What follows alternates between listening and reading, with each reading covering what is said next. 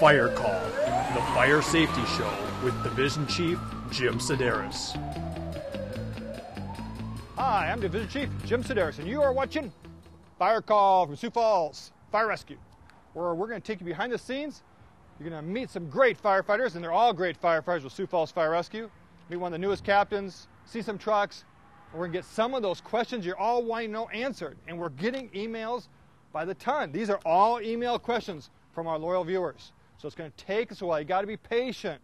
We'll get to your questions, providing we can figure out what some of them say, and I can also say the city you're from too. So let's start the show. Let's get to our shout outs. Our first shout out is from Trevor. Trevor lives in Toms River, New Jersey, and he wants a shout out to the Pleasant Plains Fire Department of Toms River, New Jersey, and Explorer Post 30.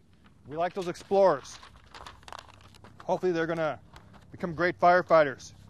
This one's from Scott. Scott lives in Erlanger, Kentucky, and he wants a shout out to the Erlanger Fire EMS in Kentucky.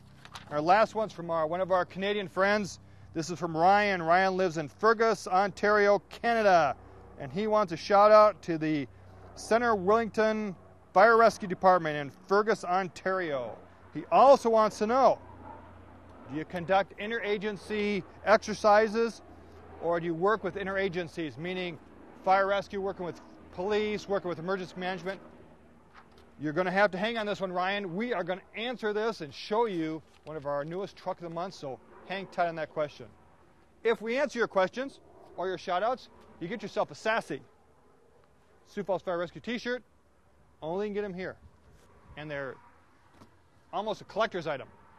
So sit back, shut off all the electronic stuff, just keep it right here so you can watch all the great stuff going on with Sioux Falls Fire Rescue. Here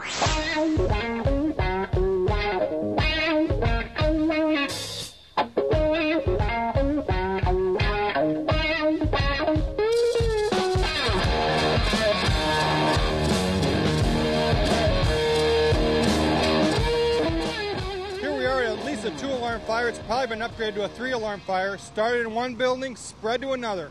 And that can happen when you get a good run on a fire, and it was in the basement late at night. And I have with me Captain Dave Talley. Captain Talley, what truck were you on? I'm on engine 1. And what happened when you got here? You were one of the first crews here. What did you see initially when you pulled up? We were the second crew in, directly behind Rescue 5 as we're stationed at the same place. Rolled up right behind them, and typically we'll grab a hydrant for them, which is what we were doing. But we never know whether it's just going to be some kind of a cooking or maybe a belt on top of an air conditioner on top of the building. So it wasn't very smoky at first, but we stood by that hydrant, and then it got smoky very quickly, and we pulled the hydrant up. Now, when you went into this, what did you initially see when you got into the first building? Well, at first, the Rescue 5 crew went in. When I went in, there was I replaced them, and there was a hole in the floor, kind of a very crowded place back there, and it was, we believe that's the access to the basement that we needed to get in order to attack this fire, and it was cluttered and covered, and there was shelving and a lot of things that fell off those shelves in that hole. We could not get to it. Now, people are going to be saying, well, you got a fire started at one store, and now we have it spread to the other. What are reasons that can happen? Well, in this particular case, we believe that there's a shared basement downstairs.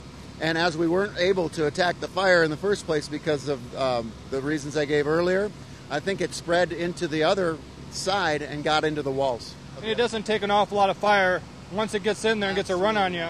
Absolutely not. And the heat of this thing must have been massive at that time.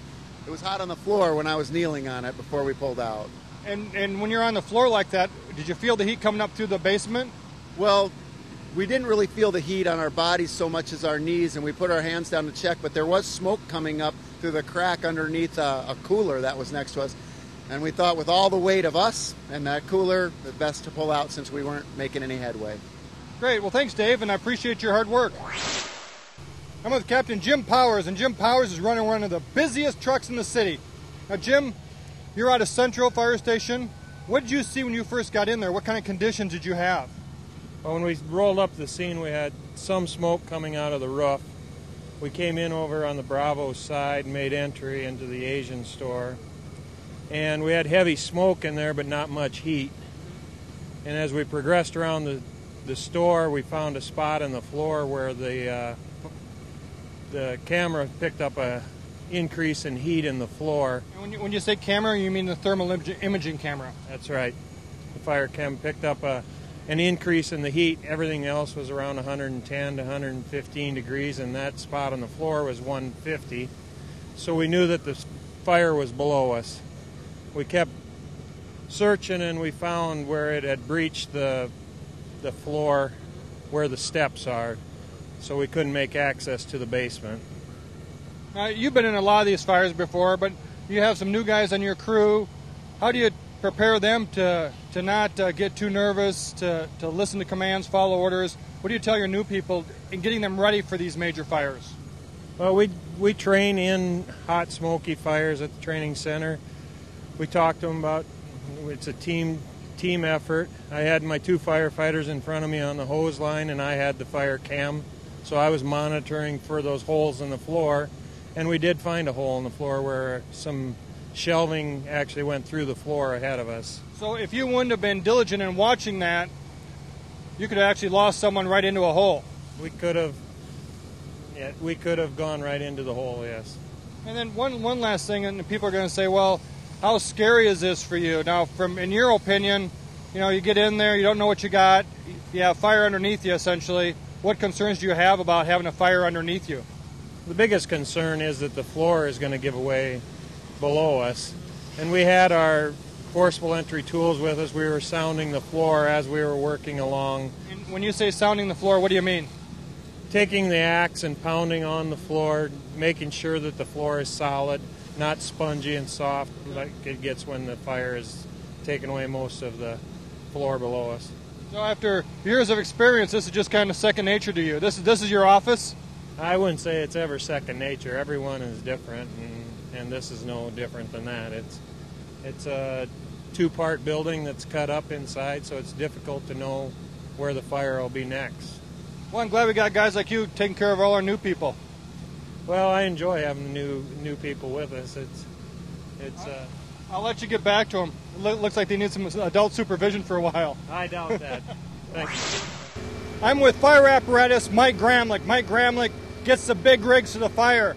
And Mike, we got quite a few questions for you from people. Okay. One of the first ones is, now you're a driver, get to a fire, what are some of the main concerns you're going to have anytime you pull up to a structure fire or one where we think there's a fire inside? Well, that's a good question. It was perfect tonight. First thing I'm usually thinking about, obviously, where we're going. The second thing, when we actually get on scene, I try to get my captain a 3-sided view. So you try to come through, come past, go around the side. He's seen 3 of the sides. Try to figure out where we're going to position the apparatus so that we can get a good attack. Now you have just about every line off your truck and you're pumping to right now. What are some of the concerns that you might tell other drivers about, or people who want to know, how do you keep track of what's going on with all these hose lines? Well, it's pretty simple. Water in, water out. I can't put out any more than I'm bringing in. We currently have 4 1 3/4 and 1 2.5 out. So I watch my residual, my intake pressure. Which residual means what? What's left over after I've already pumped it out from my discharge. Actually, we're sitting really comfortable right now. We still have 50 for our residual. We have 5 lines out and we're flowing nearly 500 gallons a minute. We're going to pass 50,000 gallons here shortly. As we speak, that's a total amount you've been pumping out of your truck. Since we pulled up, yeah, we're at 47,000 right now. Now, what are some of the other things that your responsibility as a driver, what are you responsible for, and what do you do? People are going to see you standing here at the truck and not inside fighting the fire. You've done that, you promoted up to driver, but now what are your responsibilities in this role of a driver? Well, like everyone on a fire scene, we always have to be watching for safety for everyone. A lot of things that we're going to do, I set up lights, I set up equipment around, I get guys things, fill their air bottles when they need them, just about anything I can do to support my crew after I've gotten my initial setup done. So your job really never stops. You're either getting ready, getting to the fire, getting set up, pumping, and then you're kind of a jack of all trades assisting the crew. Yeah, you're really the only guy that has some freedom around the truck. Everyone else is pretty much assigned. You know, and even like right now, we have the guys over there, they're going to set up another stick just to be safe. Well, I have to watch and see when they pull their 5-inch if that steals water from me, because we're all pulling from hydrants in the same area. Now, when you say put up a stick, people are going to email us and say, what's a stick? Well, that's what some of us call the ladder companies. So we have a ladder company going to set up. If they pull another 5-inch, if it happens to be on the same run from hydrant, just like that, I have to watch for a spike in the water because it'll cause problems for my guys down hose. Right. Well, thanks a lot, Mike, and we'll let you get back to your job. Thanks, I appreciate it. When we have these large fires, we got to figure out how they started, what caused them, and how do we prevent those from happening in the future. And with me right now is Fire Inspector Russ Downs. Now, Russ, you've been around the department for how many years? 23 years, Jim. Wow. When you look at this, why is it important that you're on scene right now while the fire is going on? Yeah. Well, it's always good to be here as soon as possible so you can see the fire before it gets, to this magnitude. Okay. Right now we've got so much damage, it's going to be really hard to pinpoint exactly where it started. But if I can talk to the crews that were first here, they'll give me an idea of what they saw, where they saw it, first start, where the hot spots were, and that'll give me a idea of where to start looking. So you take what the first-hand accounts are, put those all together, and that's where it really kind of narrows down your focus for the cause of this fire? Right. That's where I'll start my investigation. And then that'll give us a general area, and then from there we'll try to narrow it down to the exact point of origin. And then what are some of the other concerns you have from an inspection standpoint and an investigation standpoint when you have a fire this large? Yeah, well, obviously the safety standpoint. We get in there and start investigating, and we always have to be concerned about collapse or anything falling in. A lot of the evidence has probably been destroyed, so it's going to be a little harder of a job to dig through it and try to find out exactly where it started. Okay, well, I'll let you get back to work, Russ, and thanks a lot for your help. All right. Everybody wants to know about fire hoses, and I have no one better to answer that question than newly promoted Captain Mark Bukovic. Congratulations. Thank you. Has it been a month yet? Just about. Oof. Getting there. You're going to do a good job if you can answer these questions. Of course. Okay, here's the first question. This one comes from Zach. Zach lives in Sioux Falls, and he wants to know, can fire hoses be run over, or will they tear? No, fire hoses can't be run over. They will tear. In fact, there's been many instances when they've been run over either by pedestrians driving their personal vehicles or by other fire trucks, and they have burst, causing, of course, major problems for us. And in fact, in the city of Sioux Falls, there's an ordinance where it's illegal to run over any fire hose, whether it's charged or uncharged. Charged meaning? Charged meaning it's full of water. Uncharged being we're just laying it out. We haven't charged it with water yet. You run over the hoses, the cops will come and pull you over and give you a ticket. There is a fine. And it's a safety thing for us, too. Absolutely. Well, it's a safety thing for us and all the people that we're trying to serve and help and save. Sure. Okay, this question comes from two people, Logan in Marietta, Georgia, and also John. John lives in Zanesville, Ohio. And they want to know how much hose is carried on a regular truck in Sioux Falls. Now, trucks across the country can vary, but what do we do in Sioux Falls? Standard for an engine hose complement in the city of Sioux Falls, we carry 700 foot of 5-inch supply hose, which is what we connect to the hydrant generally. We carry 900 foot of 2.5. Okay. We carry also an additional 200 foot of 2.5 that's pre-connected for an attack line. Sure. And then we also carry 400 foot of 1 3/4 line, which is pre-connected in 200 foot chunks for an attack line. These are generally just like this right here. Some places call them a cross lay. We call them, a speed lay. But real fast to deploy. They're already connected to the discharge. Pump operator just has to pull the lever. We have water right away. This is generally what we drag into the house to put up the fire. So 1 3/4, usually interior attacks? Generally, we can use 2.5. Sure. 2.5, of course, takes more personnel because it's larger and heavier. Last question from Matt. Matt lives in Berkeley Heights, New Jersey. And Matt wants to know, we just talked about different sizes of hoses. He wants to know what are the different sizes of hose used for. Okay. And what would we be used? Okay, 5-inch. Great example. 5-inch hose, generally in Sioux Falls, 5-inch hose is utilized for a supply line, meaning we attach it to the hydrant, then the hose comes in and attaches to the intake on the pump, and that's what we use for a supply line. 2.5 and 1 3/4 are generally taken from the pump or from the truck to the fire. Now we can utilize 2.5 for supply if we need to, for either additional supply or if we don't quite need all the water of a 5-inch. So 2.5 is pretty versatile. We can use it for either. 1 3/4 pretty small hose for a supply line. So generally that's just an attack hose. So just remember, pull a 5-inch to the for the hydrant, 1 3/4 into the house. Exactly. Great. Well, Mark, I hope your career is going to be as bright as it is right now. I hope so too. Okay, thanks. Thank you. We have a lot of questions about self-contained breathing apparatus. I'm going to read off. We have 5 people that have the same question. The first one's from Nicholas. Nicholas lives in Alcade, South Australia. Art lives in Wilkes-Barre, Pennsylvania. Eric lives in Murraysville, Pennsylvania. God, you guys must all be watching from Pennsylvania. Mike lives in Liberty, Missouri. And last but not least, Ryan, Steelton, Pennsylvania. They all want to know, what are the parts of an SCBA? What makes up an SCBA? So we have two of the best people to answer those questions. Brian Peters is going to answer the questions, and we're going to use Mike Isaac, who can't say much right now, and you're going to be our demonstrator. You ready? Okay. Brian, why don't you go through all the parts of an SCBA for us? And okay. You can have Mike turn around if you need to. Turn around, Mike. We're going to start from the back here. Of course, this is our SCBA bottle. This is the air that he'll be breathing when he goes on air. And what are they made out of? We talked about the old days, they were steel. Fiberglass. The old ones were steel. The new ones are now spun fiberglass. They're a lot lighter. From there, of course, we go down to the valving system. It turns it on. And then it goes into an audio alarm, which this device here, when this gets down to 25% of the volume left in it, this alarm will go off to tell him it's time to get out of the house. Okay. From there, it goes up to a first stage regulator, which drops this 3,000 pounds down to about 80 pounds of pressure. And Does that make it more manageable to breathe then? Yep.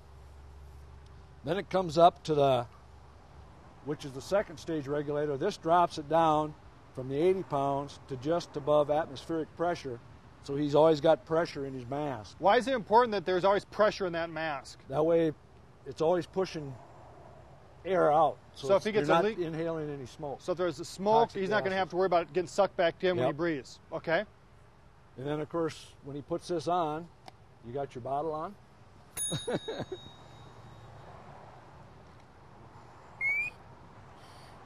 And we heard a bell when he turned it on. What's the bell mean? That bell, it just indicates that it's working. When Okay. he first turns it on, it goes past that 25%. Okay. And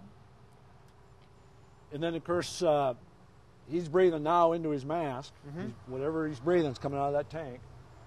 Here we have a amplifier.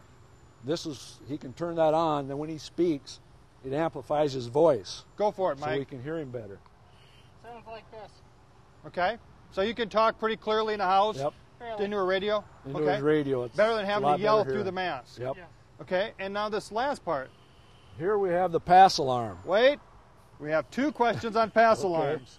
This one comes from Sean in Modesto, California, and Ralph lives in Alquipia, Pennsylvania, and they want to know what's a pass alarm. So PASS, P-A-S-S, what's that stand for? Well, it stands for Personal Alert Safety System. Okay. Okay. Now this here, on this unit, of course, it tells him how many pounds of pressure he's got in his tank. So he's just like he's almost like what in England or in Europe they call them smoke divers. He's actually basically relying on this to keep him alive, just like a scuba diver would be looking at his Yep. gauge, his pressure gauge. Yep. So he can see that. He can tell how many he's got. When just like the audio alarm back here, when this gets down to 25%, they'll go off about the same time. And it'll actually, there's little lights up here. This is this receiving unit. This will Okay. send a radio signal up to here, and then there's a series of lights. So a heads-up that display. Yep. That also tells him how much pressure he's got in there. Okay, so now what's this? So he has this. Now what happens if he goes down? How does the PASS alarm system work if he has problems? Okay, if he's down for 30 to 40 seconds and not moving, if he's injured, this thing will go into an alarm state, Okay. telling him that, hey, if you're not injured, you better move, and he'll step up 3 times. And then that third time, he can't reset. Increasing in volume? Yep. Okay. And that alerts other firefighters that we have a man down, and then they can find him. Okay. This is the first step. So that's telling Now him. Second step? Now he can hit that and it'll stop it now, Okay. but now he can't. Oh. Oop, you got it too early. Way to go, Mike. And also, if he gets injured and needs help and he knows it, he don't have to wait for that. He can also hold this button in. So And that's if he's lost in a building, needs help, he can Yep. set this PASS alarm off himself. Yep, he can set it off Perfect. himself. And all We can of come them and have find this. Great Yep. device to have. Yep, we all have them. Perfect. Well, thanks, Brian, and thanks, Mike, and hope you don't get too warm in there.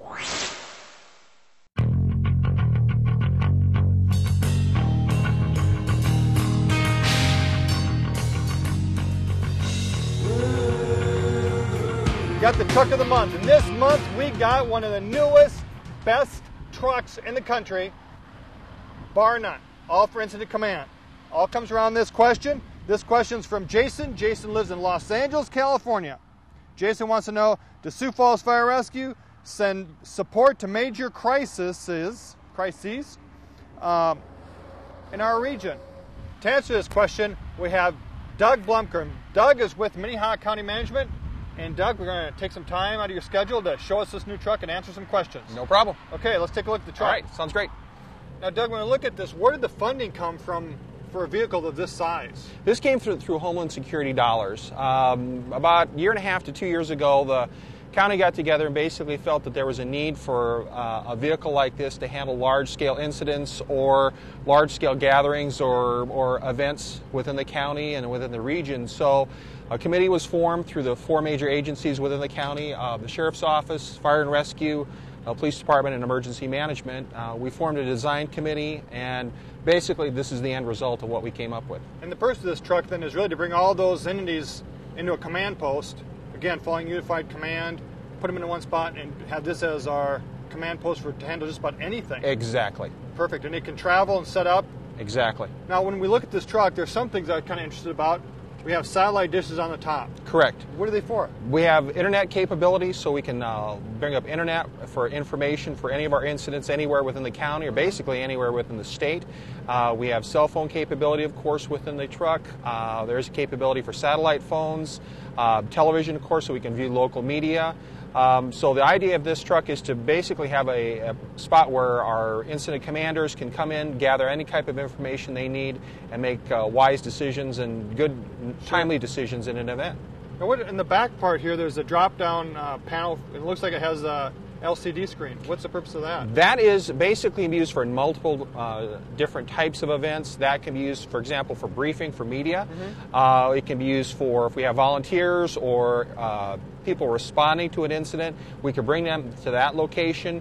We can bring up anything that we have inside, for example, off the camera system. The truck has a 25-foot camera boom on it that can be raised so we can get shots of an area from a long distance away. Or we can bring up something from the internet, and we can basically brief our people or the media and inform them of what's going on. And let's go take a look inside. Okay. Doug, it looks like, as we sit in the command post part of this, every single inch has been thought out and every space has been used wisely. Can you tell us what's in here if you were setting up an incident? Well, basically we have, of course, computer capability in here. That's necessary, of course, for the ability to maintain records on the incident, to document things that are going on, also for information for our commanders and people that are working at incidents so that they know what's going on and they can help make them decisions as far as what's happening here as well. We also have multiple radio capability in here, so I mean we can be using this area for large communications in an incident. There are digital radios in here as well as an analog radio and an aircraft radio as well too. And every person has a console, essentially, that they can talk on their radio frequencies. Exactly. Looks like every inch of this has been made so you can write notes on. Exactly. So you record keeping. So I don't have to write in my hand anymore. Exactly. You can sit down with a marker, you make some quick notes, and again, pass this on to the people that need to have the information. Now on this side, you have this looks like kind of a jumbotron here for a computer screen.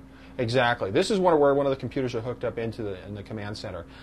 Basically what I brought up here is a map, and this is basically where we're at right now at Fire Station 10. So that's our building. We're parked right at, wow, how did I do that? Exactly. Well, this is what's called a smart board. So the smart board basically will react to whoever's around it. And with this, for example, if we have an incident, let's say we need to talk about deploying resources or something. Okay, if this will come back up here in a second, we can basically sit down and we can start writing on this, and then we can show how we're deploying our resources. So when the people are here, so if we have a major spill into this water area, we can decide where we're going to boom at, where we're going to stage our vehicles at. You can say, all right, we're going to boom right across here, and do that. We're going to place people here, here, down here, and then you can just put that all right up there.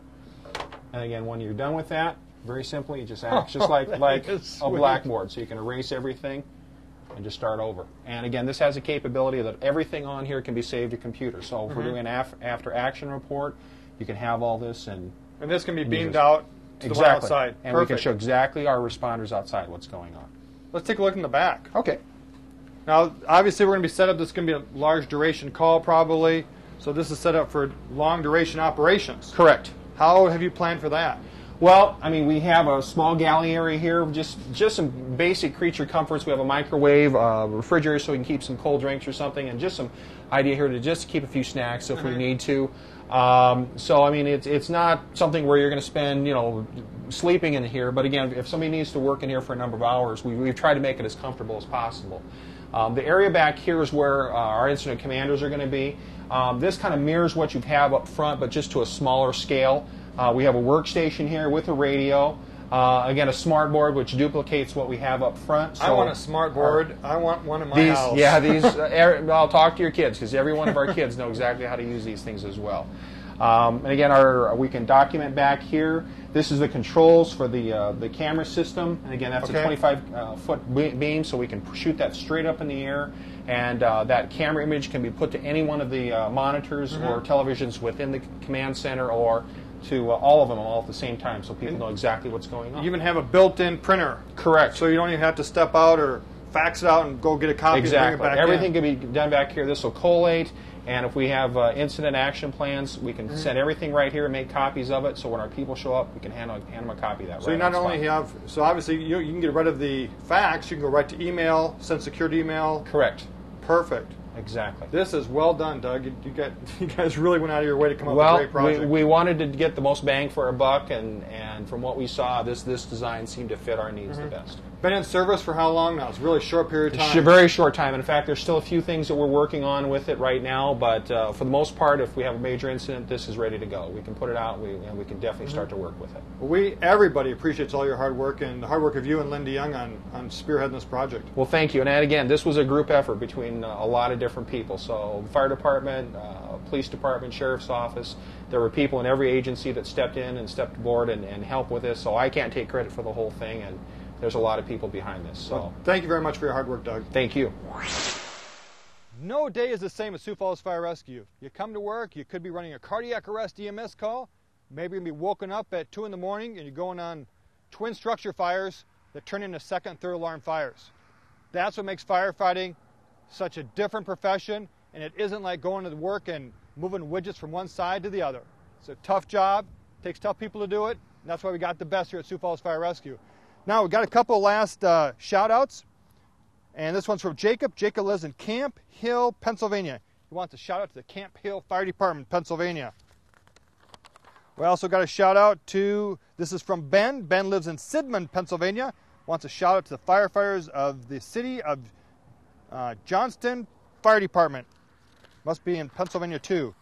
And our last shout-out, took us a while to figure this one out. Like I said, we just got to figure out your email sometimes. This one's from Adam. Adam lives in Truman, Minnesota, but he wants a shout-out to the Blaine Fire Department, Station 13 in Eglin, South Carolina.